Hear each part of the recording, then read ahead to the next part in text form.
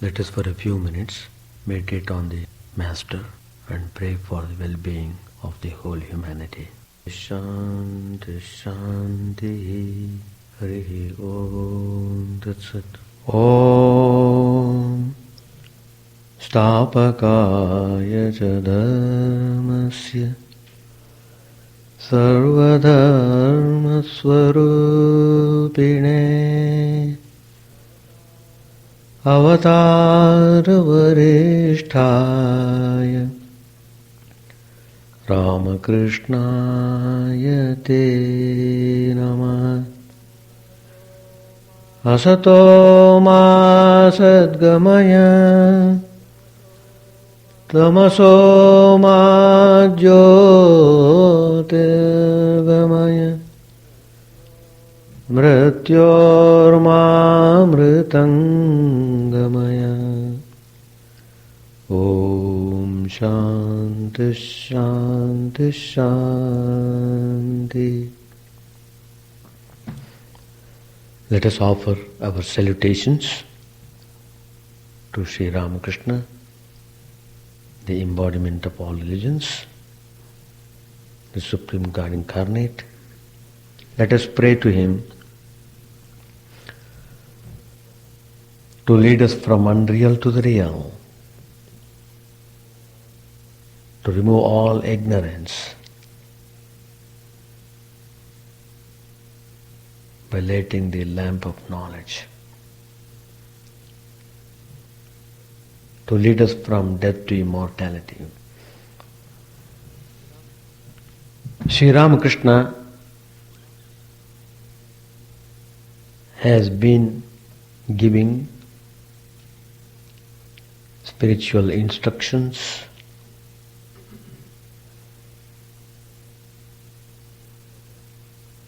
so that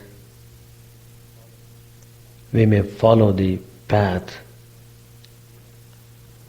zealously.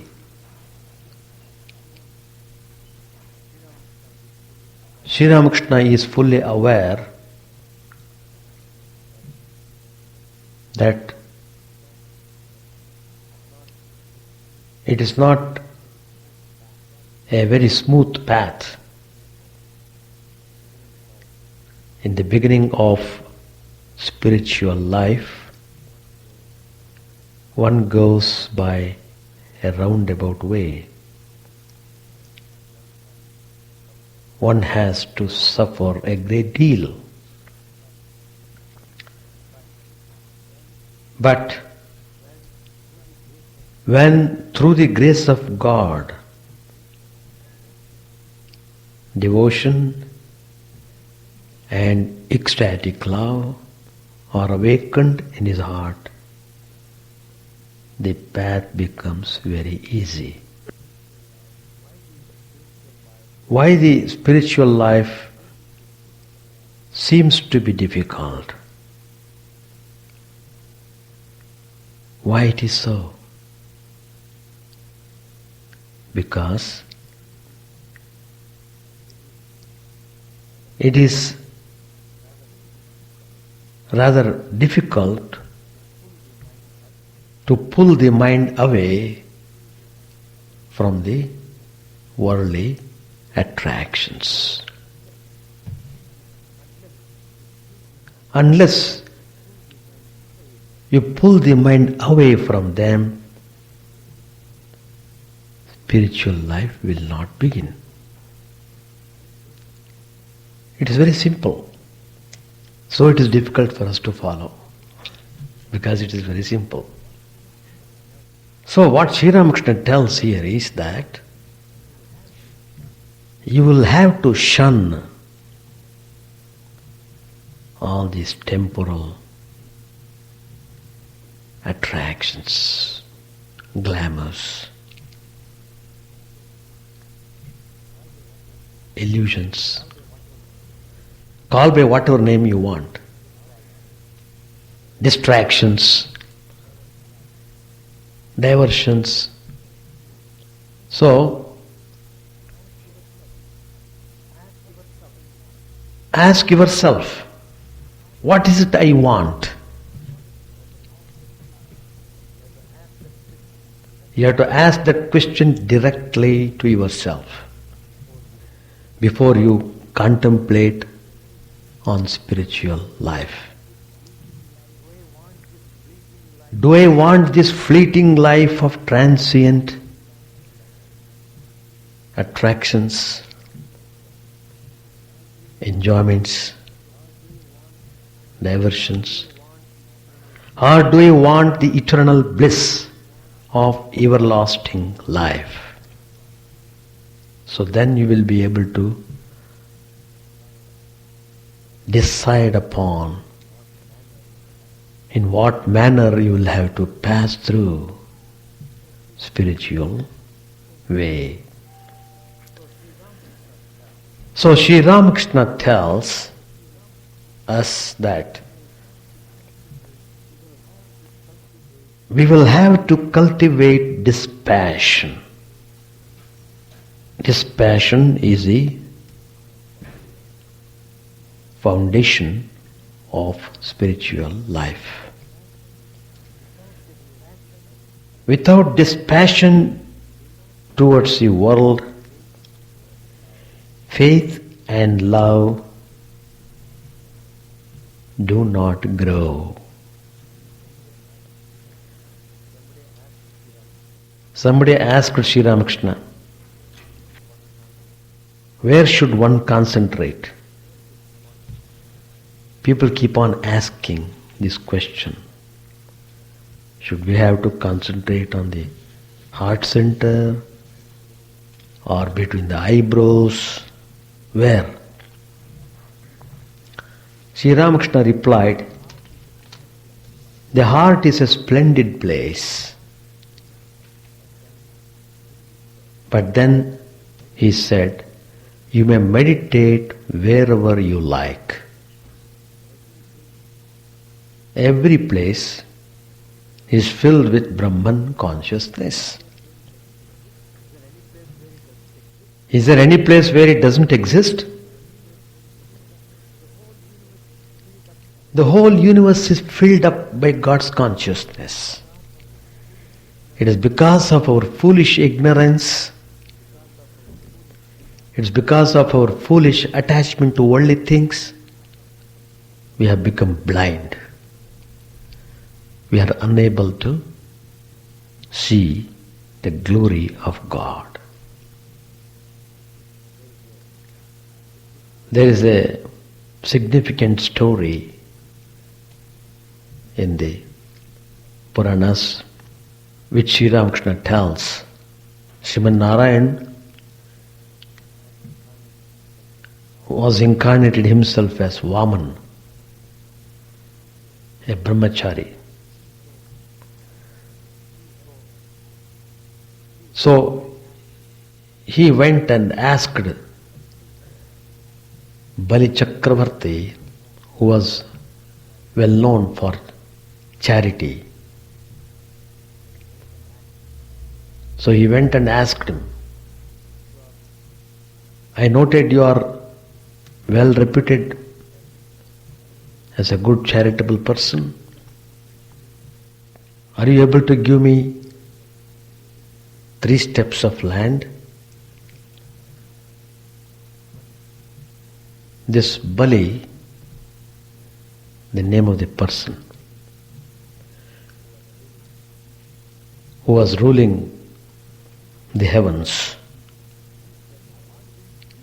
he said, what? Asking only 3 steps.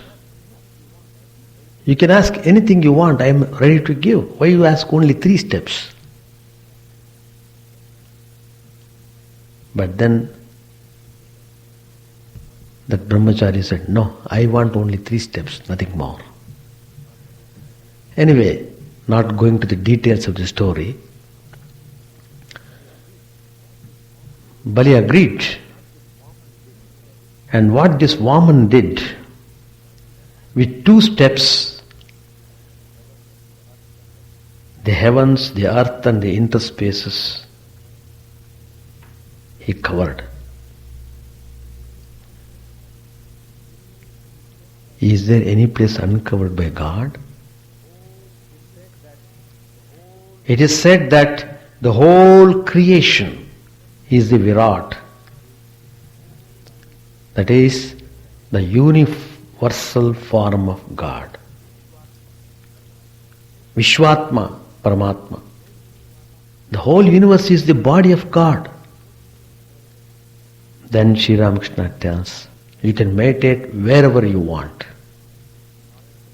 But heart center is splendid. You can meditate there. There are two kinds of meditation. One is on the formless God and the other on God with form. There also Sri Ramakrishna tells, whatever that suits you, do it. Don't look upon another person. What is he doing? It is not your business. You look to yourself. First you have experience. Why are you bothered about another man's affair? When is it time to criticize others? When you have no time to practice yourself. So, Sri Ramakrishna tells and confirms that God can be meditated upon by concentrating on His divine forms or concentrating on the formless aspect. Both are true. God with form is as real as God without form. That is the statement of Sri Ramakrishna. Once a devotee, a lady devotee, I happened to see her when she came to Bangalore. When she came to Bangalore, I was a brahmachari, a novice. When she came to Bangalore, she was 90 plus, I think, age. I was probably 25 or 26. She had seen Sri Ramakrishna. Her name, Bhavatarini. She gave her experience. She spoke in Bengali. She was a Bengali lady. Somebody translated into English. She said, one day Sri Ramakrishna came to her home. She was a young girl. Whenever the holy people come, it is a tradition that all the people of the household would go and offer salutations. So this little girl immediately went to him and made salutations and sat there for a few minutes. Sri Ramakrishna was sitting there alone, and this little girl was looking at him. Just a minute or so, she saw to her surprise that whole form of Sri Ramakrishna just disappeared. Just disappeared. She could believe. She rubbed her eyes and saw again and again. No. Where did he go? This moment I saw him. Where did he go? She was just wondering. Immediately she saw again Sri Ramakrishna sitting, smiling with a blissful face. That was her experience. She narrated that. She said, when I saw Sri Ramakrishna, I was completely in raptures.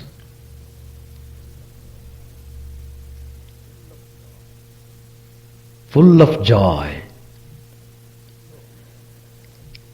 So, Parabrahman, who is Sri Ramakrishna? Embodiment of all gods and goddesses. All gods and goddesses merge into him. That is Sri Ramakrishna. Once a devotee, a sadhaka who was worshipping Ram, he came to Sri Ramakrishna. He had Ramlal with him, always worshipping him. As soon as he came in contact with Sri Ramakrishna, that small image Ramlal, which used to give joy to that sadhaka,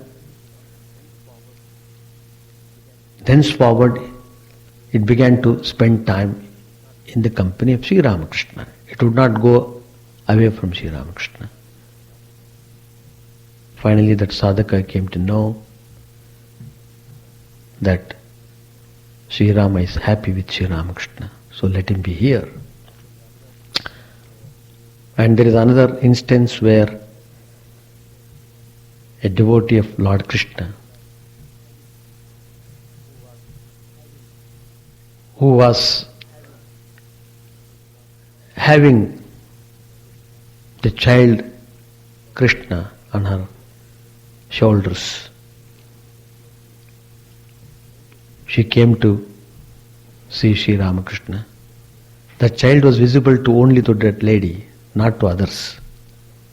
Because of her purity of heart, because she was intensely devoted and did intense spiritual sadhanas, so she was blessed with vision of child Krishna.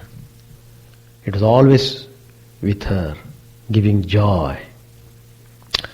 And one day she came to Sri Ramakrishna. She kept the child on the ground and offered her salutations. When she got up, what she saw?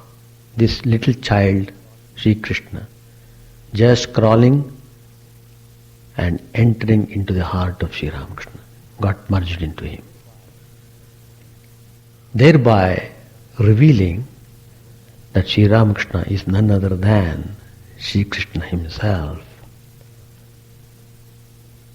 That was a great revelation to that lady devotee. So, Sri Ramakrishna tells, what is needed is you must worship God, realize the truth. Whatever manner you want, you have it. That's what Sri Ramakrishna says. That is why we find in Sri Ramakrishna harmony of religions. In letter and spirit, not simply talking. In letter and spirit, we believe, we feel really that all religious paths lead to the same goal. Then, while talking about meditation, Sri Ramakrishna said many things. I am just taking one or two points only. He talked about Om. The sound Om is itself Brahman. Om is Brahman. After attaining perfection, one hears the sound of this eternal word rising spontaneously from the navel. Om ityekaksharam Brahma, Upanishad says. The one syllable Om is Brahman. Shabda Brahma we call. Brahman in the sound form. By following the trail of Om, you attain Brahman, of which the word is the symbol. Brahman is the ultimate goal. But such a vision is not possible as long as you are conscious of your ego. Ego. I am so and so. A man realizes Brahman only when he feels neither I nor you, neither one nor many. Sri Ramakrishna explains this by an example. There is a sun. Keep 10 jars filled with water. The sun is reflected in each jar. At first, you see one real sun and 10 reflected ones. 10 jars reflecting the sun. So 10 reflected suns you are seeing. If you break 9 of the jars, there will remain only the real sun and one reflection. Out of the 10 jars you have broken 9. Only one is remaining. Then Sri Ramakrishna tells, each jar represents a jiva. We are all like jars, independent, individual jars, reflecting the same Paramatma. Whether you are a Christian, whether you are a Hindu, whether you are a Mohammedan, whether you are this, that, whatever it may be. Following the reflection, one can find the real sun. Through the individual soul, one can reach the Supreme Soul. Through spiritual discipline, the individual soul can get the vision of the Supreme Soul. What remains when the last jar is broken? It can't be described. Once Sri Ramakrishna himself wanted to share his experiences with the disciples, with the devotees. He wanted to explain everything. He wanted to give out the whole secret. He doesn't want to keep anything secret. He was explaining how God is experienced in different centers, starting from Mooladhara. All the spiritual centers are located on the spinal cord, according to Yoga Shastra. That's why we ask you to sit straight when you are meditating. Backbone must be straight. The spiritual energy should flow upwards. If you bend, it obstructs the flow. It must be perpendicular when you sit. Of course, we have got reasons we can't sit, something, ailments, etc., etc. That's a different matter. What I am telling is, according to yoga, all these spiritual centers are located on this spinal column. So, there are 7 chakras: Mooladhara, Swadhisthana, Manipura, Anahata, Ajna, Vishuddha, Sahasrara. These are all different planes of consciousness. When you meditate on particular center, in course of time, the truth is revealed at that plane of consciousness. So Sri Ramakrishna was explaining how that experience would be. So when he came to Sahasrara, that is on the brain, he's just trying to explain, he went into Samadhi. He couldn't explain. He tried 2-3 times. 2-3 times same thing happened. He tries to open his mouth, finished, gone into bliss, gone into ecstasy, Samadhi. Then he said, it can't be described. It can't be described. It's only to be experienced. That's all. Now, we are all in one way or other in a state of ignorance. That is why we are always not happy.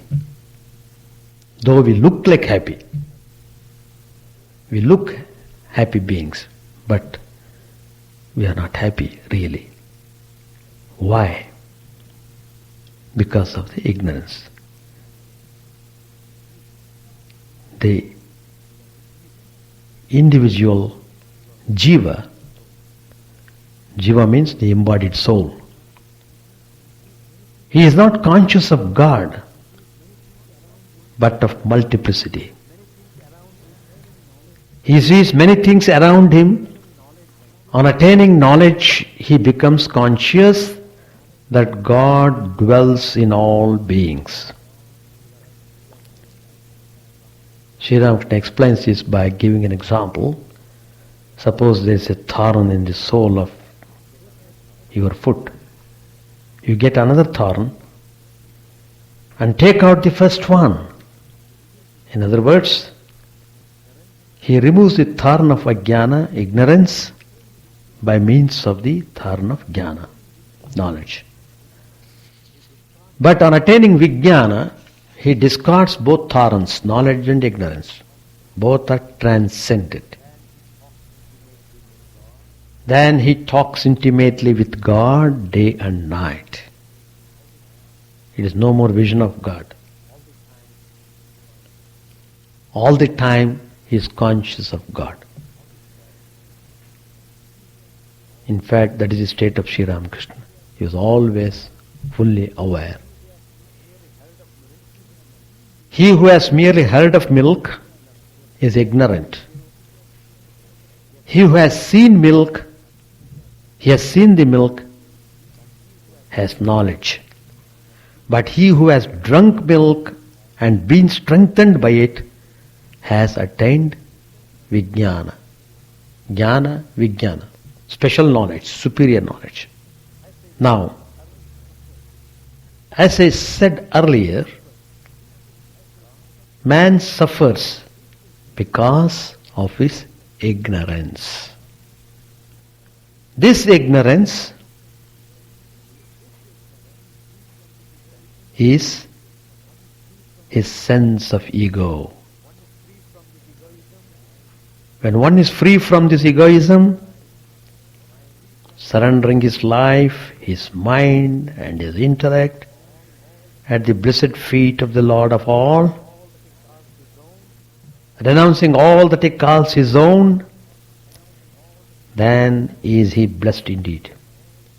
That man alone is happy. That means he who has completely given up his ego or surrendered his ego, sacrificed his ego. Both Vidya Shakti, knowledge, and Avidya Shakti, ignorance, are the power of the divine. Both of them are Lord's powers. Both are there. Just like light and its shadow. As long as light is there, shadow also is there. So also, knowledge and ignorance. You will realize him the moment he lifts the veil of ignorance. It is grace and grace alone that we need. In order to get this grace, we need to practice spiritual disciplines. So the root of ignorance and delusion is the sense of little me and mine. Give up this attachment to the little self. This world belongs to you, O Lord. You are the master. I am only one of your servants. Cherish this idea. Because the disease of ignorance is so severe, it requires the greatest of all physicians. Taking the divine name cures the disease. Sing His glory with your entire heart and soul. Man's life becomes fruitful only if he struggles to break out this net of ignorance. Once a devotee asked a question to Swami Ramakrishna, one of the 16 disciples of Sri Ramakrishna. Could not God free us from ignorance at once if He wished? Ramakrishna ji answered, surely. But He is so infinitely loving that He doesn't wish to disturb us. Child is playing, let him play. So long as he sees that we really cling to our ignorance, cling to our desires, he does not come to free us. As long as we cherish desires, he makes us to satisfy those desires. Only when we turn all our desire to Him, then He comes. And then selfishness and ignorance go away. They vanish in a second. But we must not bribe the mind. We must not pretend to be free from desire. The feeling must be absolutely sincere. No fraud or bribery. So Ramakrishna made it very clear. Why God is keeping quiet? Why there is so much suffering? People become angry at God. As if God will respond to their anger. If you show more temper, God laughs more. He smiles more. Well, another devotee asked another disciple of Sri Ramakrishna, Swami Vivekananda. All those pictures, portraits of the 16 disciples are there on the chapel backside. You can see afterwards. Seeing how difficult it is to practice spirituality, one devotee asked the Swami, Swami, can we achieve spiritual enlightenment at all? Swami Vivekananda said, yes, certainly. Then he explains by telling an incident. Once a man approached a holy man for spiritual knowledge. The holy man advised him to cling to the trunk of a tree. As the man did so, the holy man directed him to leave the tree now and come away. The man had held it tight, so much so that he now found it difficult to slacken the grip. He could not come away, even though the Mahatma is telling him to come away. Then another person came. He hit this man on his head a few times with a stick. When he got the hit, he cried out, "Oh my God!" At once he freed himself. Thus you see, until God strikes us with the stick of knowledge, we cannot attain it. Spiritual knowledge is within us, but we are not aware of this fact. Blows given with the stick of knowledge make us see that we have the power to free ourselves, and that knowledge is there within us. That is how Sri Ramakrishna explains the spiritual ideas. We have to organize ourselves properly. The more the discipline, the better. We have to perfect ourselves. The impurities are so much. It is horrible. How do you know that we have so much of impurities? Only when you practice you will understand how much hurdles are there on the way.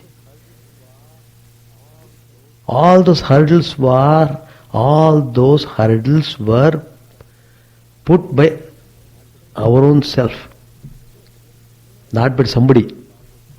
I myself have put all those hurdles on my way. Now I am becoming aware of those hurdles, so I am feeling the difficulty. I have put the hurdles, so I must remove the hurdles. It's logical. Now I shall read page 409. A young man of 27 or 28, known as Thakur Dada, entered the room with a few friends and saluted the master. He lived at Baranagar and was the son of a Brahmin Pandit. He was practicing Katha, the recital of stories from religious books with appropriate music, in order to earn money to meet his family's expenses. At one time, he had been seized with the spirit of renunciation and had gone away from his family. Even now, he practiced spiritual discipline at home. Master asked, "Have you come on foot? Where do you live?" Dada answered, "Yes, sir, I have walked from home. I live at Baranagar." Sri Ramakrishna said, "Have you come here for any particular purpose?"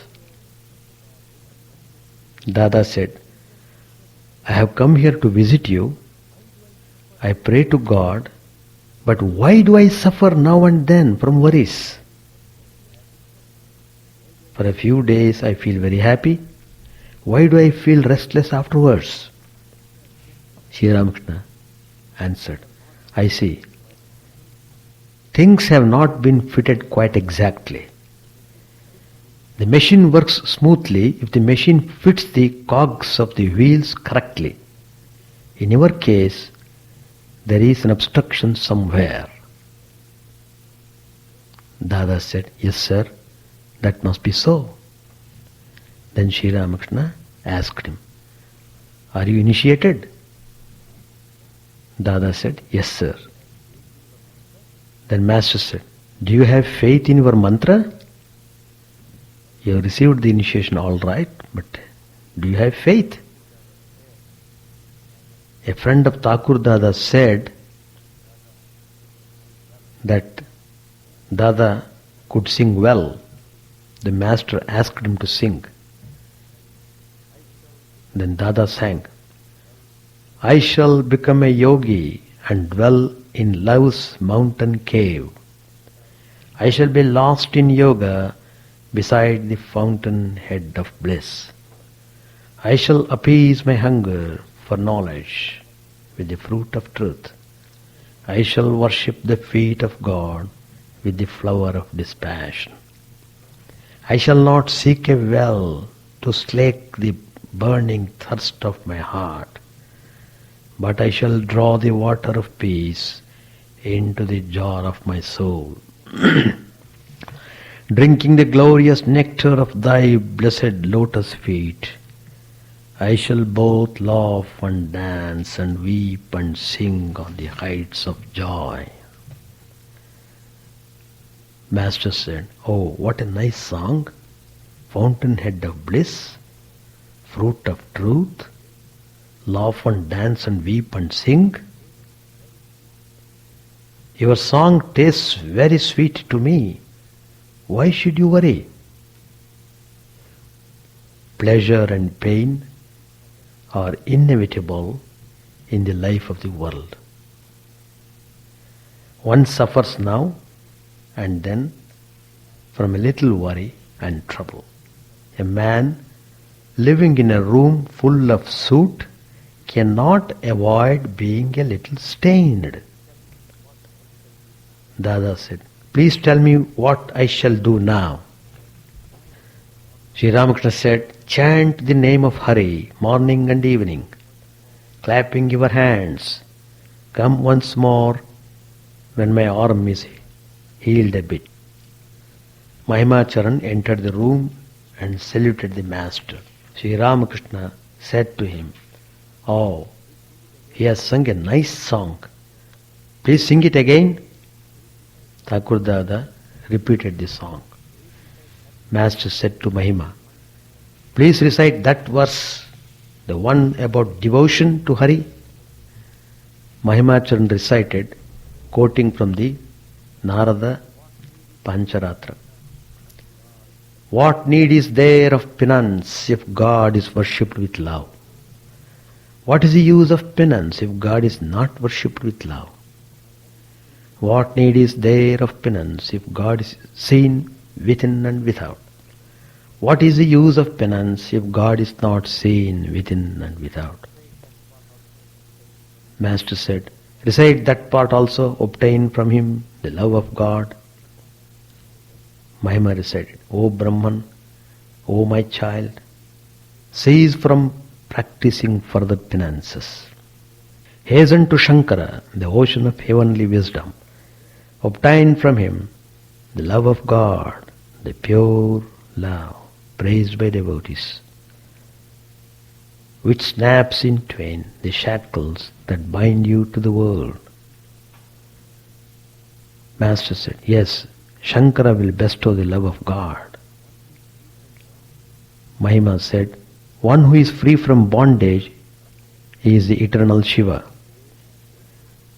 Master said, shame, hatred, fear, hesitation, these are the shackles. What do you say? Mahima said, yes sir. And also the desire to conceal and shrinking before praise. Master said, there are two signs of knowledge. First, an unshakable buddhi. No matter how many sorrows, afflictions, dangers and obstacles one may be faced with, one's mind does not undergo any change. It is like the blacksmith's anvil, which receives constant blows from the hammer and still remains unshaken. And second, manliness, very strong grit. If lust and anger injure a man, he must renounce them once for all.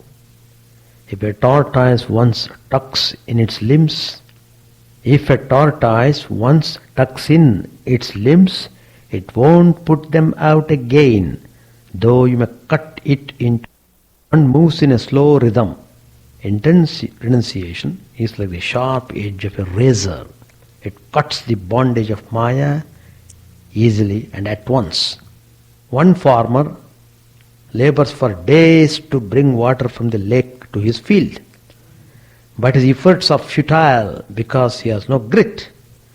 Another farmer, after laboring for 2 or 3 days, takes a vow and says, I will bring water into my field today, and not till then will I go home. He puts aside all thoughts of his bath or his meal. He labors the whole day and feels great joy when in the evening he finds water entering his field with a murmuring sound. Then he goes home and says to his wife, now give me some oil, I shall take my bath. After finishing his bath and his meal, he lies down to sleep with a peaceful mind. A certain woman said to her husband, so and so has developed a spirit of great dispassion for the world, but I don't see anything of the sort in you. He has 16 wives. He is giving them up one by one. The husband, with a towel on his shoulder, was going to the lake for his bath. He said to his wife, you are crazy. He won't be able to give up the world. Is it ever possible to renounce bit by bit? I can renounce. Look, here I go. He didn't stop even to settle his household affairs. He left home just as he was, the towel on his shoulder, and went away. That is intense renunciation. There is another kind of renunciation called Markata Vairagya. That is monkey renunciation. A man harrowed by distress at home puts on an ochre robe and goes away to Benares. For many days he does not send home any news of himself. Then he writes to his people, don't be worried about me. I have got a job here. There is always trouble in family life. The wife may be disobedient. Perhaps the husband earns only 20 rupees a month. He hasn't the means to perform the rice eating ceremony for his baby. He can't educate his son. The house is dilapidated, roof leaks, and he has not the money to repair it. Therefore, when the youngsters come here, I ask them whether they have anyone at home. To Mahima, he said, why should householders renounce the world? What great troubles the wandering monks pass through. The wife of a certain man said to him, you want to renounce the world? Why? You will have to beg morsels from 8 different homes, but here you get all your food at one place. Isn't that nice? Wandering monks, while searching for a Sadavrata, may have to get 6 miles out of their way. An eating place where food is supplied free to monks and beggars. I have seen them travelling along the regular road after their pilgrimage to Puri and making a detour to find an eating place. You are leading a householder's life, that's very good. It is like fighting from a fort. There are many disadvantages in fighting in an open field. So many dangers. 2, bullets may hit you, but one should spend some time in solitude and attain knowledge. Then one can lead the life of a householder. Janaka lived in the world after attaining knowledge. When you have gained it, you may live anywhere, then nothing matters. Let me stop here. Because as long as we keep on doing things contrary to the spiritual ways, we are only strengthening our already inherent worldly tendencies. So actually, we get more and more attached. In one word, Sri Ramakrishna has explained why this attachment. That is just been said like ignorance. It's Maya. There is no answer for that. Somehow we have been attached. Now we have to detach this. We have to find out the method of detachment. How do you detach yourself? By practicing non-attachment. Of course, it is true. We know things, but it is difficult for us to practice it. It's true. That shows some more time is required so that we get maturity in the mind. Time will come when you will say, enough of these things. Enough. No more. But you have to take that step sometime or other. The more days you pass, the more difficult it becomes for you to give up. That's true. But then be ready to have the consequences. The things that you get, pain and pleasure alternately in the life, they come and go. So the only way is to suffer and suffer. Though the way is there, it's not possible to practice discipline, so suffering is the only way. But then there is a purpose behind this suffering. What does the suffering do? It burns the impurities. But again we become impure. Again you have to burn. The process goes on. But everyone will have to learn the lesson and will have to find some method of getting rid of this world bewitching Maya, ignorance. That's all. The nature of Atman is fearless. The idea of fear is because of ignorance. Because we are worshipping Maya all through our life. Not only this life. We don't know how many lives we have already passed through. Millions of lives. We are just keep on nourishing this Maya. So the fear is an account of ignorance. So immediately you must shake off that fear. Why should I fear? That you must initiate that process. Analyze it. Find out the ways and methods of fighting that fear. Then everything goes away. One way of to get rid of attachment is, if at all you have to be attached, be attached to everything. Love everything. Be limitless. By that way, you expand yourself. Somehow you must feel the method of expanding yourself. Attachment always brings some kind of negative effect upon the mind. It will be carried away by emotions, by motivations. So they lead to unpleasant consequences. You do the thing, whatever you want to do, with the idea of non-attachment, that is maintaining the balance of the mind. That is the state of tranquility, tranquil state. You do it calmly, steadily, not impulsively. If you keep on practicing doing that, it becomes easy. Everything depends upon our practice. It's just like learning music, for example. In one day you can't learn a song. It requires a week-long process, a week-long practice. Every day you have to practice for a certain amount of time. In my experience, I have found out whenever I learn, one stage will come. The stage is, you feel very difficult. Oh, probably it's not possible at all. But don't give up. Still persist. Then you will see everything is easy. Yeah. It is true with all the things, whatever we do. It appears difficult, but you persist, all the difficult goes away. It becomes easy. Like that. Like that.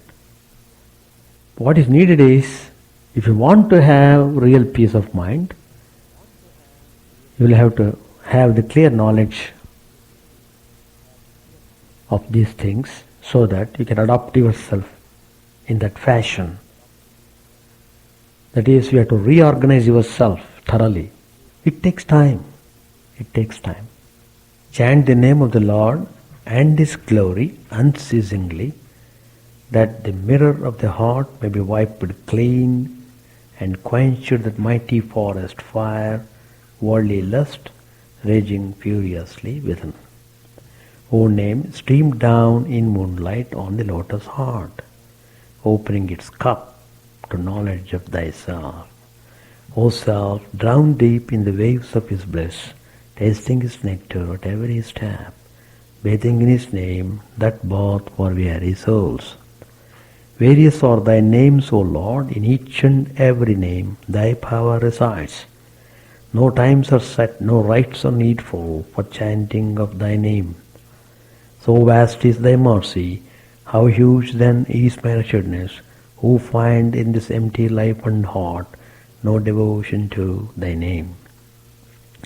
O my mind, be humbler than a blade of grass, be patient and forbearing like a tree, take no honor to thyself, give honor to all. Chant unceasingly the name of the Lord. O Lord and soul of the universe, mine is no prayer for wealth or retinue, the playthings of lust or the toys of fame. As many times as I may be reborn, grant me, O Lord, a steadfast love for thee. A drowning man in this world's fearful ocean, he is thy servant, O sweet one. In thy mercy consider him as dust beneath thy feet. Oh, how I long for the day when instant separation from thee, O Lord, will be as 1,000 years, when my heart burns away with its desire, and the world without thee is a heart less void.